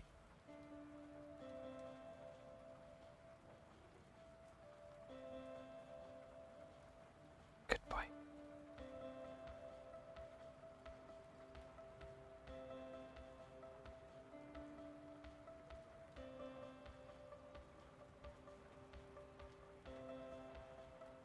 Ich meine, ich sag gerade so ein Halsband. Ich muss. Ich meine, hey, wenn ich so machen würde wie Finn, meine Fresse, Finn ist jetzt sehr, sehr reich. Wer Finn noch nicht kennt, es ist, ja, ich glaube mittlerweile eine der top bezahltesten Influencer oder Fanboys, würde man sagen. Es ist sehr, sehr witzig. Der der lebt jetzt ganz gut. Goodbye. Und ja, also der bekommt halt regelmäßig halt so $1000 Donations und muss dann halt sagen, thank you, Daddy. Aber halt so in seiner weiblichen Stimme, in seiner Femme-Stimme. Schon ein bisschen arg. Das ist ein bisschen krasser noch als die andere, die für so Sachen. Dann musst du aber noch in deiner Girl Voice arbeiten. I definitely have to work on my girl voice, I guess. Oder ist das auch schon okay? Oder muss ich jetzt noch sagen, thank you, Daddy?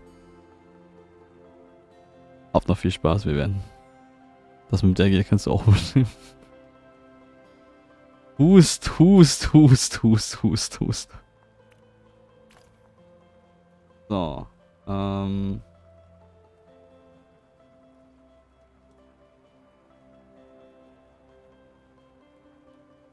So.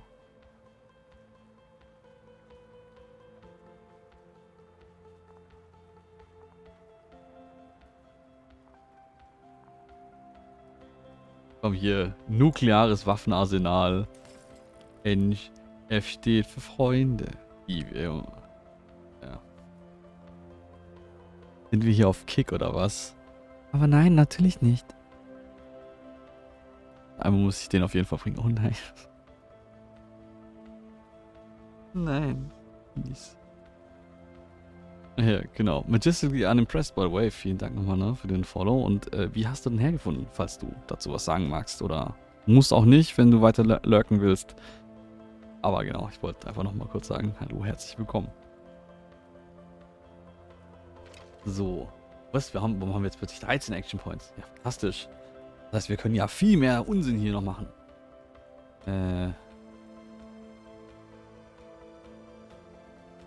Haben wir das hier durchbekommen? Ach so, stimmt, wir haben 10 Action Points bekommen. Nice Scheiße.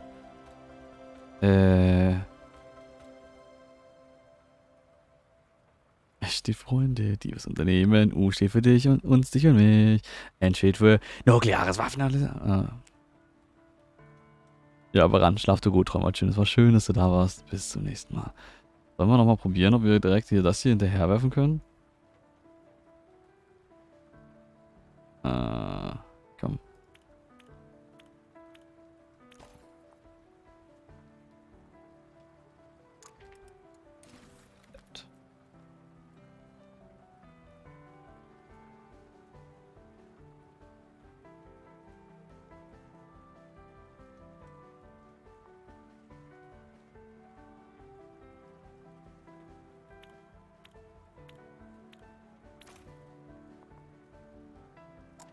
Witzig, dass wir das einfach gerade in einem Zug hier einfach durchspielen können.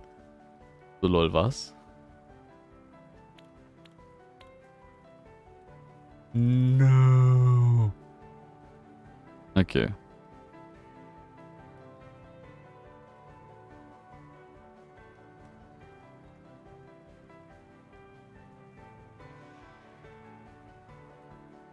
Ich frage mich, was das Ding aktuell steht hier 3 von 4 Projekten. Das heißt, wenn ich hier 4 Projekte habe, heißt es jetzt, ich darf dann kein weiteres mehr dazu nehmen hier? Haben wir uns einfach gerade für die nukleare Zukunft entschieden, auszusehen. Upsi. Ah ja, was haltet ihr eigentlich von dieser Stimme? Ist das tatsächlich irgendwie girly? Ist das, I don't know.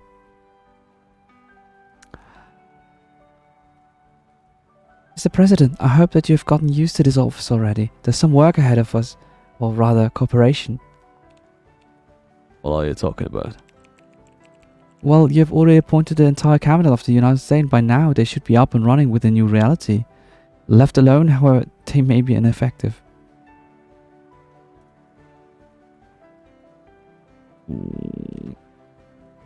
My office ineffective? How dare you? Soll ich denn auch so eine Mütze mit so Aufblasdingsies holen? Die ist halt voll cute. Das heißt, ich soll noch ein bisschen höher reden?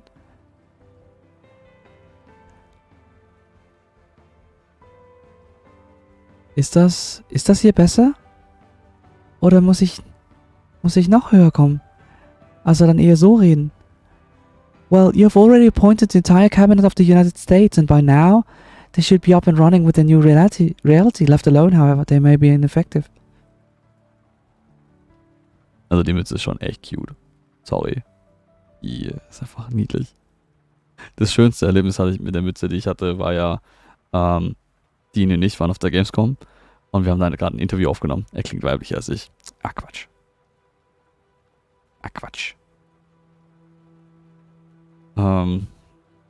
Genau, und wir waren auf der Gamescom und sie hatte sich so eine dieser Mützen geholt und es ist einfach, diese Frau sieht so niedlich aus. Mit dieser Mütze. Ich meine, die sieht eh schon sehr niedlich aus, aber mit dieser Mütze ist sie noch viel niedlicher. Kommt gar nicht schon recht nahe. Krass, okay. Werde ich mir mal nachher anhören. Genau. Oder soll ich das Ganze vielleicht auch in dieser Stimme erzählen? Ich habe keine Ahnung. Habe ich das gerade schon wieder die richtige Stimme getroffen oder war ich zu tief? Ich hoffe, ich bin wieder zu tief.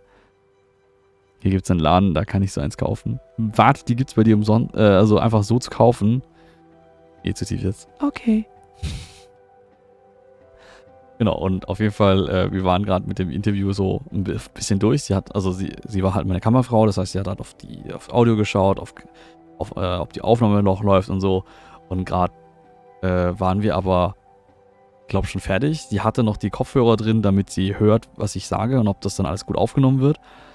Und sie hat halt gerade so in die Luft geschaut und halt so ein bisschen halt quasi so ein bisschen Tag geträumt und hat halt mit den Ohren so rumgespielt und halt macht die Ohren die ganze Zeit tjup. Und dann habe ich ins Mikrofon gesagt, weil ich ganz genau wusste, dass sie das hört so. Und die Dini, sie ist wirklich, wirklich niedlich. Und im Moment ist sie so aufgeschreckt, weil sie plötzlich gehört hat, dass ich ihren Namen gesagt habe, dass ich das gesagt habe. Und sie hat in dem Schreck halt mit den beiden Fäusten halt so zugepresst, dass die Ohren dann so plötzlich gemacht haben. Und meine Güte, ist diese Frau niedlich. Da gerade gerne deine Stimme zum Einschlafen. Nicht zu tief jetzt. Soll ich jetzt einfach meine normale tiefe Stimme haben, damit du gut einschlafen kannst? Oder sollen wir hier sogar noch, Cheat-Methoden einführen? Hm? Damit du einfach direkten Draht hast. So, it's a random bunch that a fair party suggested to me. You may be right. I was just looking at them and gauging their moods. Check if they are motivated enough. Your decisions can affect their performance, so it's essential to keep it under control at all times. Can I influence their effectiveness? Was, Isabel? Das ist eine böse Verleumdung. Sofort Entmodifizierung. Ins Gefängnis gehörst du. Und so. Ne? By the way, wo ist mein Haargummi? Auch so Standardfragen. Wo ist mein fucking Haargummi, ey? Ich liebe den Cheat-Modus. Freut mich.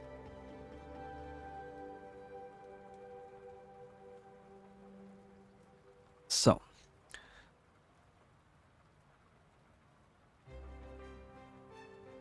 If they see that you're doing what they themselves believe in, they will stand behind you. It's pretty cynical, but shared interest brings people together best. What if we don't agree? Well, then it would be better to steer them away. Control is a form of trust, so don't be afraid. A lousy advisor can do more harm than help, and human nature is unpredictable. I understand. I should be able to handle it. I'm sure you will manage. Please keep my advice in mind. Sure, buddy. Sure. So, also, jetzt haben wir hier unser Cabinet. Every leader needs a council, and cabinet members are here to do just that. Besides occupying a specific position, everyone has unique talents and preferences, which is something to keep in mind. From among the cabinet members, select close advisors. Only close advisor will affect the daily changes in statistics. Press the left mouse button and hold to move cabinet members. Press right to check details. Oh je. Oh, jetzt muss ich... Oh Gott, wie viele Leute sind das denn? Hier 9, da 9, 18, 24. Habe ich richtig gezählt? Hier 4, 9, ja. 22 Leute. Und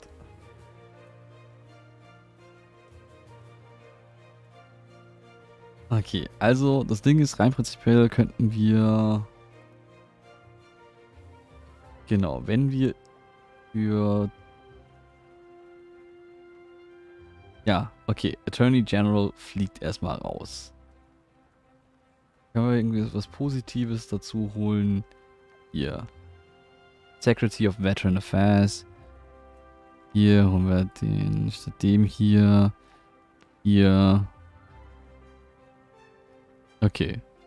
Also, jetzt haben wir hauptsächlich positive Changes. Das finde ich sehr, sehr gut. Jetzt die Frage, wer sind diese Menschen und wollen wir sie wirklich bei uns im Rat haben? Das mit Atomkraft sah der nach Trumpy Boy aus. Atomkraft?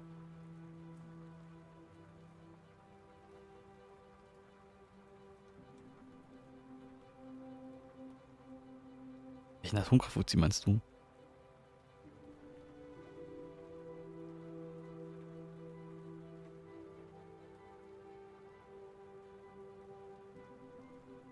Der Job ist eindeutig zu kompliziert, das muss auch leichter gehen, ein riesiges Land zu regieren. Ja, ne?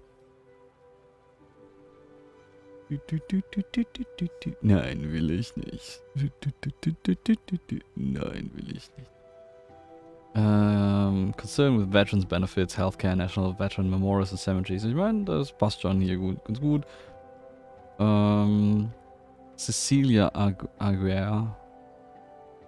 Ich hasse. Ich hatte gerade die Voranforschung, dass Personen in so einem Game von AI-Garbage generiert werden.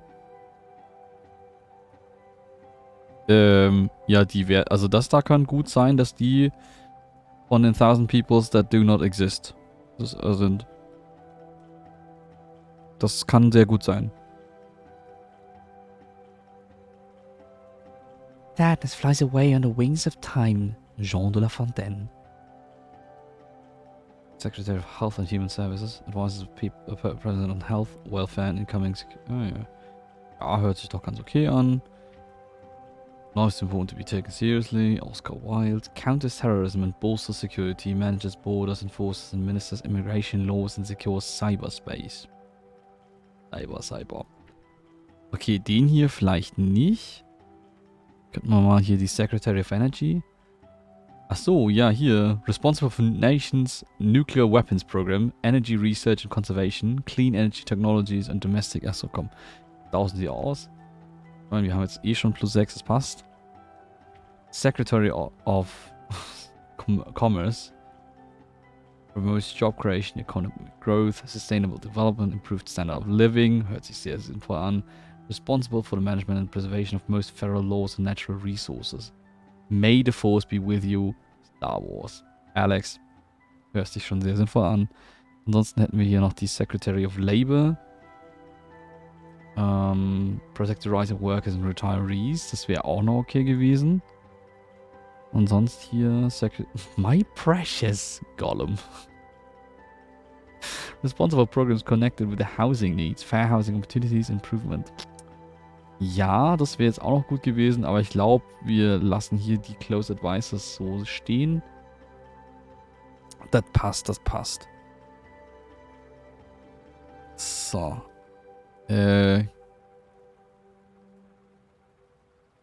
So. Jo. Genau, das hier sind übrigens wir. Mit dem Mic Drop. Ich würde sagen, das ist so ein Obama. Okay. Genau, die haben wir jetzt gemanagt. Wir haben die Dings vergeben. Genau, News gibt es keine. So, und unsere Promises, die haben wir leider noch nicht irgendwie weitergebracht. 600 Politics. Wait. Warum sind wir hier noch bei -17? Ich dachte... shoot. Das war jetzt nur die Dings. Das heißt, wir müssen unbedingt schaffen, dass unsere Politikpunkte wieder höher gehen, weil wir wollen ja eigentlich hier World-Class Politics hinkriegen. Und das heißt, wir müssen 600 Dings da. Society. Ja, das kriegen wir irgendwann hin. Wir kriegen 14 Punkte da. Das sollte irgendwie schaffbar sein. Und weil ich es gerade gesehen habe, unsere Promise war auch, dass wir Expand Private Military Contracts oder Non-Stop Production schaffen. Verdammte Axt. Wo ist das? Oh.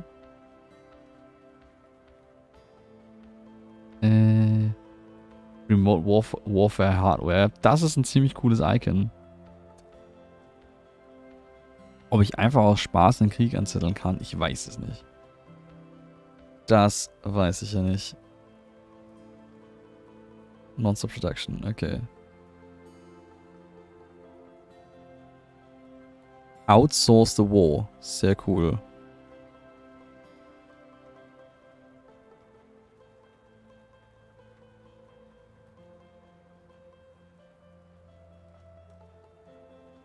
Army for Rent. Okay.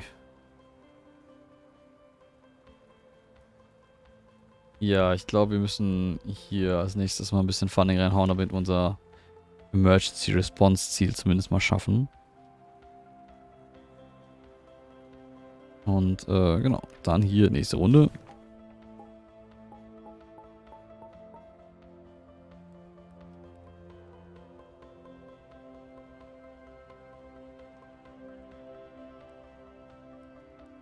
Lol, haben wir jetzt auszusehen wirklich hier. Alter, wir waren kurz vor 1000 und wir haben's. Damn it. The world awaits new map events await for your okay. Im Jemen. The last flight of plane with several American tourists on board crashed minutes after takeoff. I demand answers. This is unforgivable. I wish to personally give my condolences to the families of the victims. These things happen sometimes. Wir können leider eigentlich nicht noch mehr Politics einbüßen. Okay, 50-50 Chance.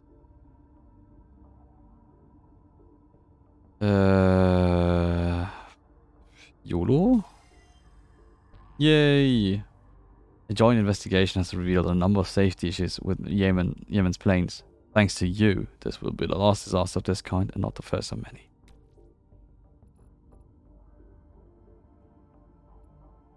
Sehr gut, sehr gut.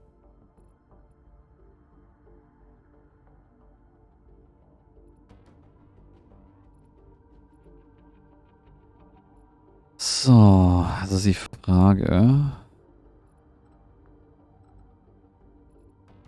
Kann man irgendwas mit Iran machen, damit die uns nicht mehr so feindlich gegenüber sind? Weil ich würde ja gerne, dass wir irgendwie hier militärtechnisch vielleicht wieder ein bisschen besser dastehen. Ja, dafür müsste ich eigentlich gerade mal ein paar Länder finden, die... Ah, hier. South Africa.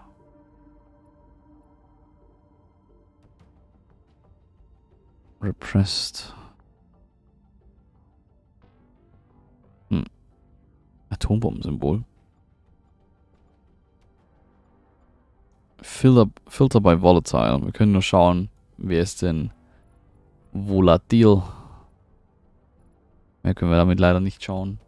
Können keinen Krieg anzetteln. So, wir wollen aber ja was anderes anzetteln. Und zwar Military hier. Und ballern wir hier 5 Funding rein. Für Military Engineering. Go back. Accept.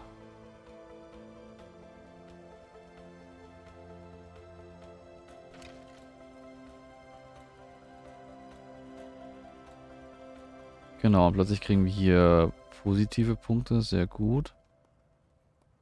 Müssten wir eigentlich nur noch Politics hochkriegen. Dann haben wir bei allem irgendwie Positive Income über die nächsten paar Runden. Fände ich gut.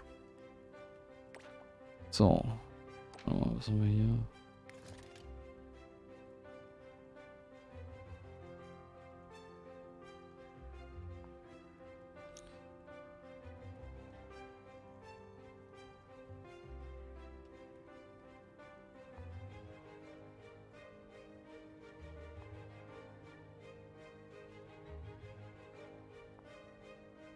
So. Komm, hier. Die nukleare Zukunft.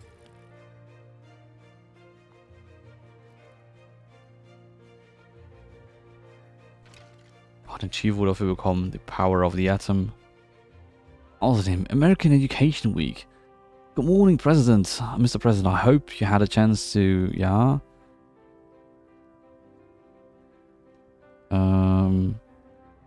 Yes.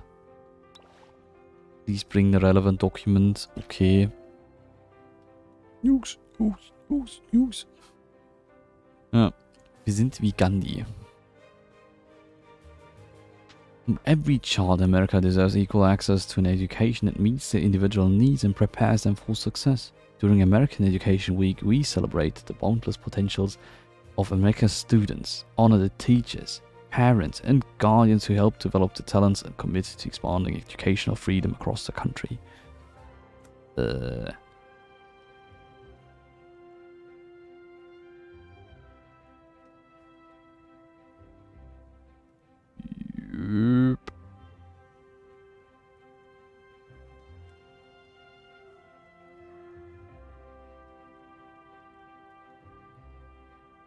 Yep.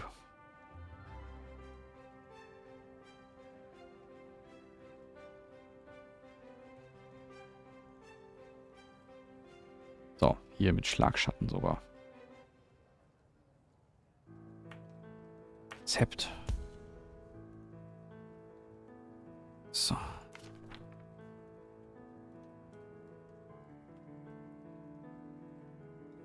Ein Achievement bekommen. Keine Ahnung für was diesmal. War das Achievement? Sign at least 5 acts. Achso. Okay, was sagt mein Cabinet noch dazu? Mein Cabinet ist damit noch Glücklich.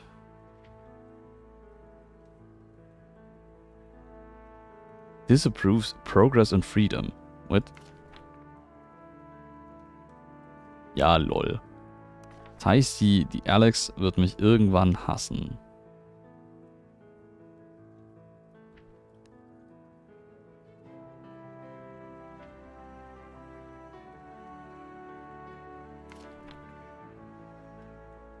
Ja, vielleicht sollten wir dann die Grace dazu nehmen. Stattdessen.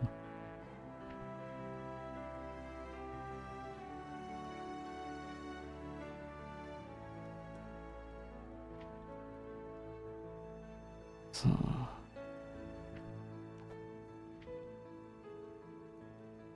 Genau, mit der wird es auch nicht mehr lange gut gehen. Damit. Aber vielleicht können wir dann einfach später dann Leute verschieben. Genau, die Barbara sollte eigentlich irgendwann mal voll glücklich mit uns sein.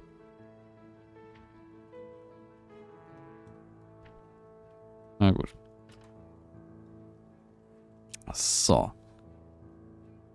Ich glaube, da können wir jetzt hier den auch die Tür reinlassen. Oder sie.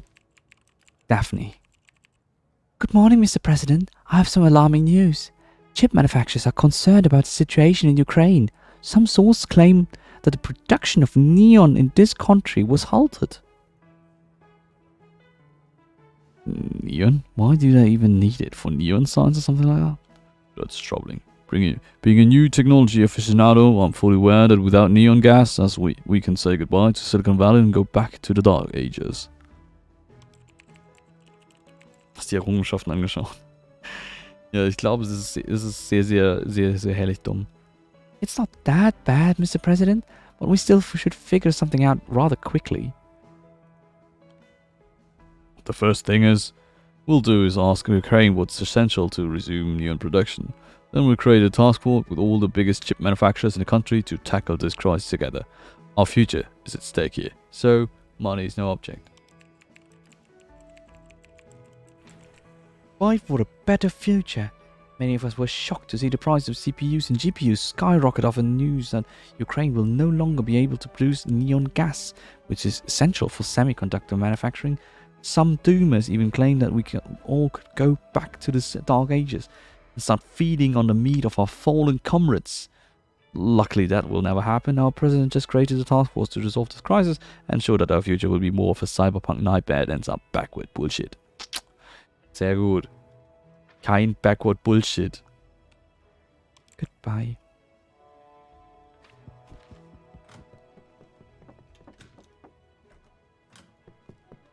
Und schon wieder wer hier rein hier. Ina. Reese, what can I help you with?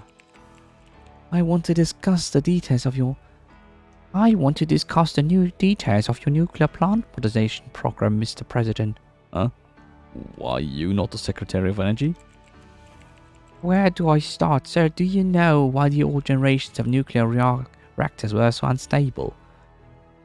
Cutting costs.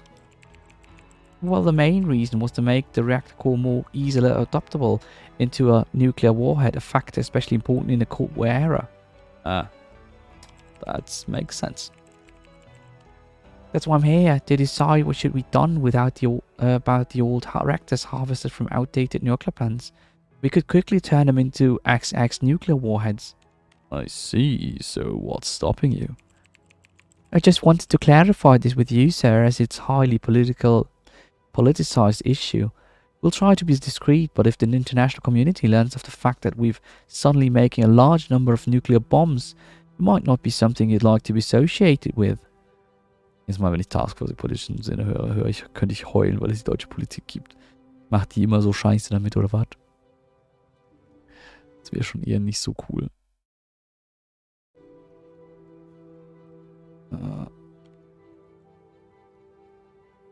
I understand your concern, but our position is secure enough to not to have constantly looking at other. Please go ahead. Ah, come on. Hey ho, let's go.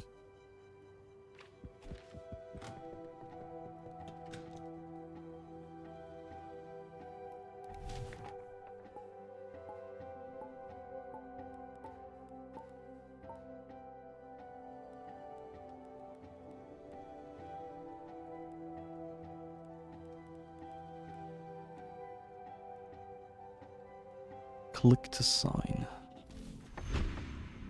The world waits. Dum, dum, dum. Oh, 2. Nicht sogar.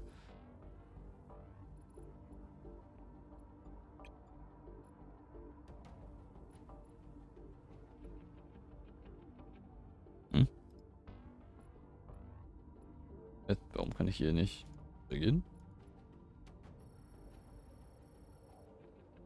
Can you please let me react? No, I cannot react. I may not. Ah. Und jetzt sind die weg, die Events?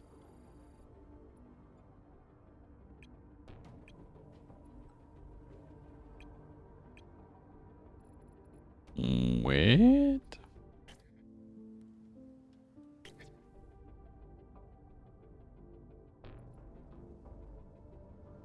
Konfus.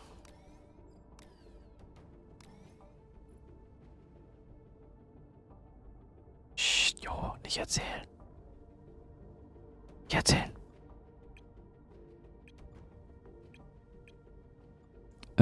Das ist tatsächlich so ungünstig, dass wir das irgendwie verloren haben.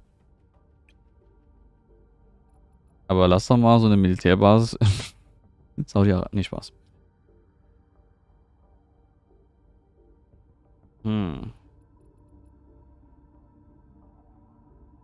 Aber es ist tatsächlich jetzt ein bisschen uncool, dass ich die Events jetzt hier verloren habe. So. Aber wisst ihr was? Mir ist jetzt gerade aufgefallen, wir haben jetzt auch schon wieder 12:30. Es tut mir leid. Wir müssen den Stream beenden. Ich muss morgen wieder arbeiten. Und ich glaube, morgen wird auch wieder ein stressiger Tag. Außerdem muss ich jetzt noch was essen. Aber ja. Und ich merke gerade, dass da so ein kleines Kopfweh sich anbahnt. Und ich hoffe, es verschont mich. Und wir müssen doch die Welt zerstören. Ja, es tut mir leid. Wir müssen das wann anders tun. Aber genau. Vielen lieben Dank an die Entwickler für den Key, für dieses Spiel.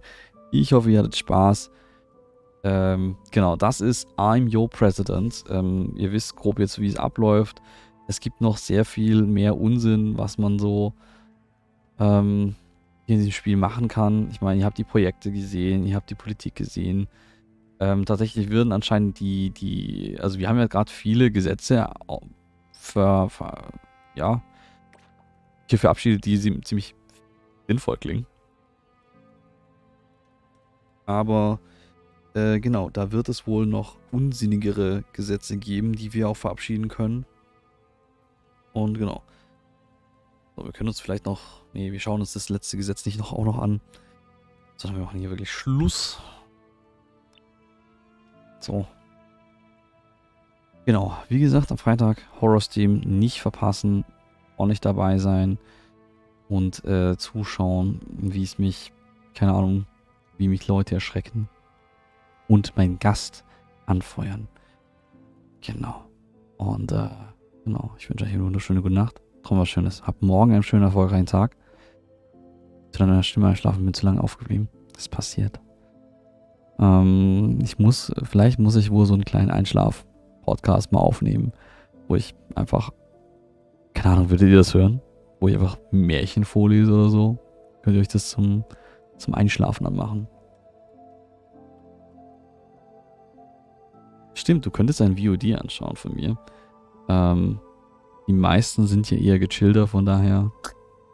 Du solltest vielleicht nicht Sweet Transit anhören, weil da bin ich eher am Fangirlen von der UI und dem UX von dem Spiel, weil die UI, UX ist einfach zu gut. Aber ja, das ist einfach, genau. Das ist noch viel zu wenig weitergespielt. Ich muss es eigentlich noch viel mehr weiterspielen. Genau. Das ist auch so eine Möglichkeit für potenziell mehr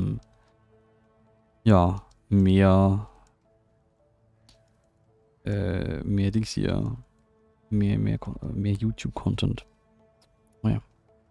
Genau, lasst mir auch gerne Feedback da, ob ihr denn auch wirklich dedizierten YouTube-Content cool findet, wenn das dann kommt. Ich habe jetzt für kommende Woche tatsächlich mindestens ein Video geplant. Werde ich entweder morgen oder am Sonntag aufnehmen, weil da ist nämlich das Embargo endet erst am Montag, dem 13. Und zwar mitten in unserem Stream, während wir vermutlich schon Barotrauma spielen. Was ich jetzt also eher so ungünstig finde, weil da wollte ich dann halt schon längst Barotrauma gespielt haben, schon angefangen haben. Aber ja, genau. Müssen wir also noch schauen. Genau, am Montag, by the way, wird auch das Stream länger. Da werde ich vermutlich früher anfangen. Das heißt, bleibt da gespannt. Da geht es potenziell schon ab 17, 16:30 los. Muss noch schauen. Ich muss dann noch in das Spiel reinschauen, das dann so früh auch anfängt.